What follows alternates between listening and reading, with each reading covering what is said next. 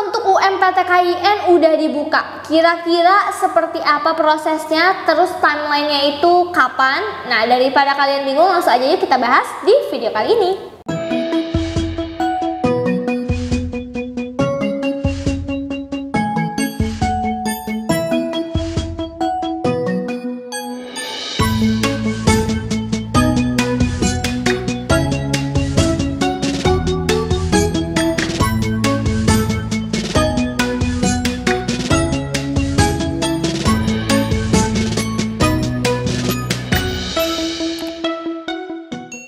Sebelum ke intinya, kakak mau ngingetin lagi kalau GP Media lagi ada tryout. Mulai dari 15.000 kalian bisa ikutin 3 kali tryout, dapat prediksi kelolosan dan juga cara-cara gampang buat ngerjain soalnya. Jadi tunggu apa lagi? Yuk daftar sekarang.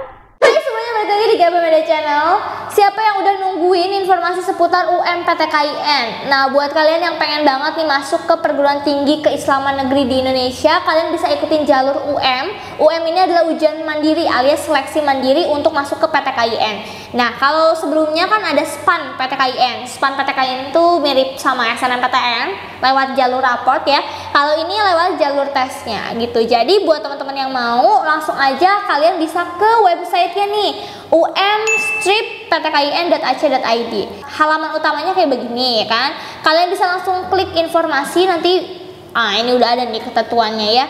Kita lihat ya ketentuan umumnya dulu nih. Yang bisa mengikuti UMPTKIN itu adalah lulusan dari satuan pendidikan MA, MAK, SMA atau pesantren juga bisa ya, yang setara dari tahun 2020, 2021 dan 2022. Jadi 3 tahun ya. 3 tahun terakhir ya. Oke.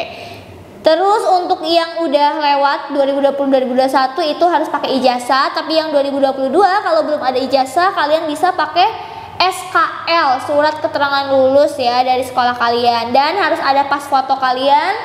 Terus juga ada cap dari sekolah kalian ya. Tapi biasanya cap ini harus kena ke fotonya ya, stempelnya tuh ya. Oke. Terus membayar biayanya, ada kelompok ujiannya, ini TKD, tes potensi akademik, bahasa dan keislaman tuh 3 ya.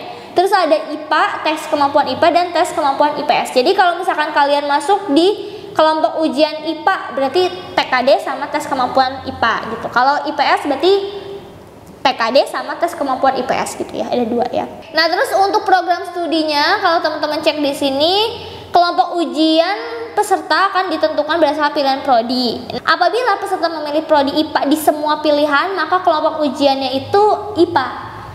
Jika peserta memilih prodi IPS semua, berarti IPS gitu ya. Semua kelompok ujian dapat memilih minimal 1 prodi sampai maksimalnya 3 prodi. Oke. Urutannya bebas, menyatakan prioritas ya urutan prodinya, dan memilih lokasi ujian di PTKIN seluruh Indonesia yang dekat sama domisili berarti ya. Berarti kalau kayak di sini tuh nggak ada ujian campuran ya teman-teman ya tadi ya. Jadi ini kalian tuh pilihnya IPA semua atau IPS semua gitu. Sistem ujiannya itu ya berbasis komputer ya, tidak lagi menggunakan kertas. Dan ini berarti offline langsung datang ke tempatnya, tapi teman-teman pakai komputer sama kayak UTBK lah ya kalau sekarang tuh ya. Terus kita lihat jadwalnya nih sekarang ya. Nah, jadwalnya mulai dari 25 April sampai 4 Juni untuk pendaftarannya nih teman-teman ya. Dan finalisasinya juga sama di tanggal segitu. Baru nanti ada uji coba dulu sebelum tes di tanggal 7 sampai 10 Juni, baru tesnya itu 14 sampai 17 Juni dan hasilnya di 30 Juni. Nah, buat teman-teman yang ikutan SBMPTN berarti kan pas lagi nunggu pengumuman bisa ikutan nih ya UMPTKIN gitu ya.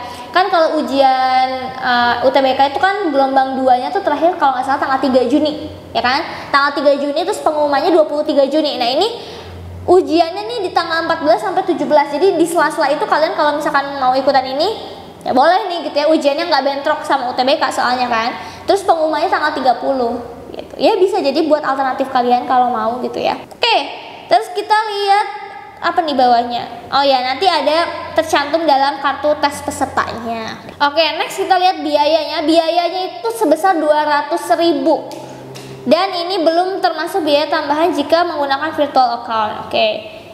Oh, ini ada video pembayarannya di sini. Teman-teman bisa klik aja sih sebenarnya nanti gitu ya. Oke, ini kayak step-stepnya gitu. Nah, ya, bisa lah teman-teman cek gitu ya sampai akhir.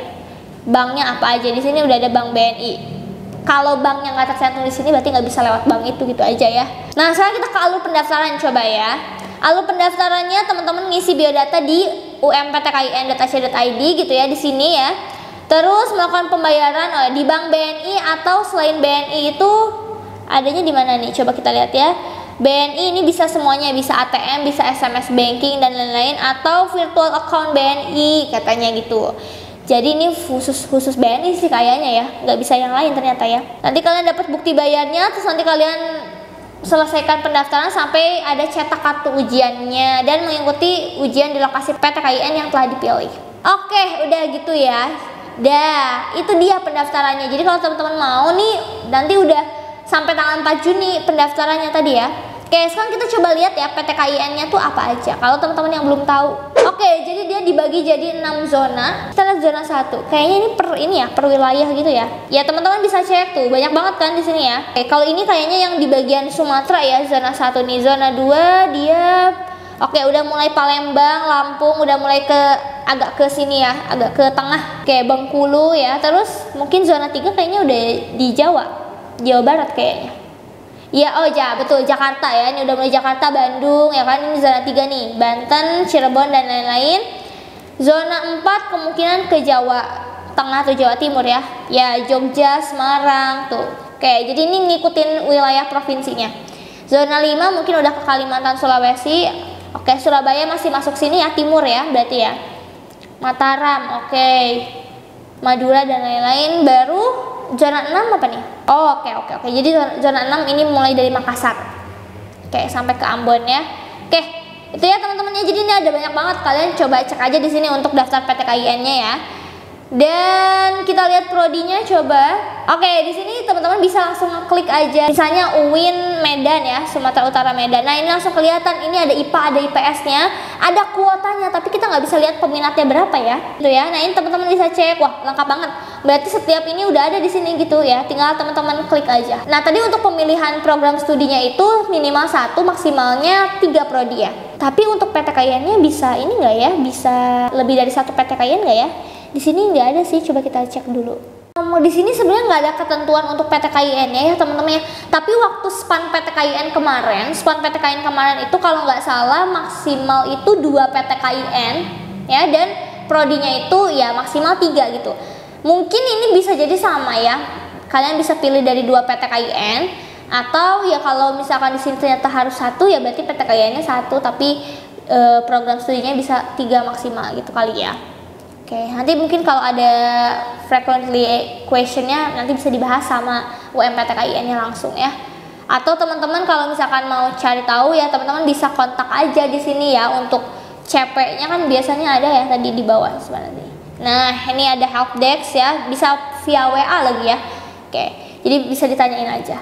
Oke, itu ya teman-teman ya untuk pendaftaran dari UMPTKIN. Segera aja kalau misalnya kalian mau daftar sebagai salah satu alternatif gitu ya, sambil menunggu SBMPTN, boleh banget gitu. Oke, dan ini juga bisa untuk teman-teman yang gap year 2020 dan 2021. Sampai tadi teman-teman untuk video kali ini, semoga bermanfaat and see you in the next video.